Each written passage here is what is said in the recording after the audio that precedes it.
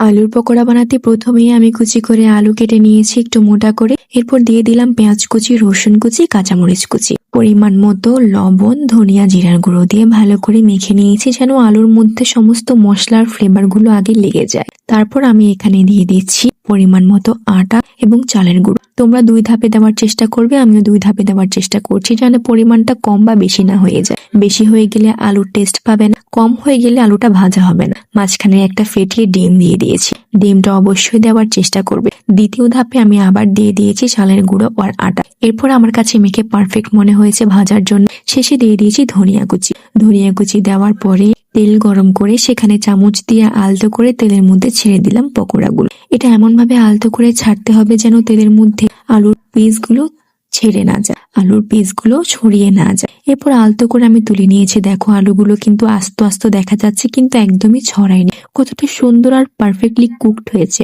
উপরে ক্রিস্পি, ভিতরে একটু নরম, কিন্তু তারপরও খেতে এত মজা। রসুনের ফ্লেভার, কাঁচামরিচের ফ্লেভার আর পেঁয়াজের ফ্লেভার, এটার টেস্ট একেবারেই অন্যরকম। তোমরা একটু বিট লবণ দিতে পারো, যোগ করতে পারো যখন মাখাবে তখন, আমি দেইনি। তবে এটার স্বাদ বাড়ানোর জন্য কোনো কিছুর প্রয়োজন নেই। তবে তোমরা সার্ভ করে খাওয়ার জন্য টমেটো সস, মেয়োনিজ, লাল চা, যে কোনো কিছুর সাথে, যে কোনো সসের সাথে তোমরা এটা খেতে পারো। তবে আমি এটা কোনো কিছু দিয়েই খাইনি, আমি একাই 10 থেকে 12টা একসাথে খেয়ে নিয়েছিলাম।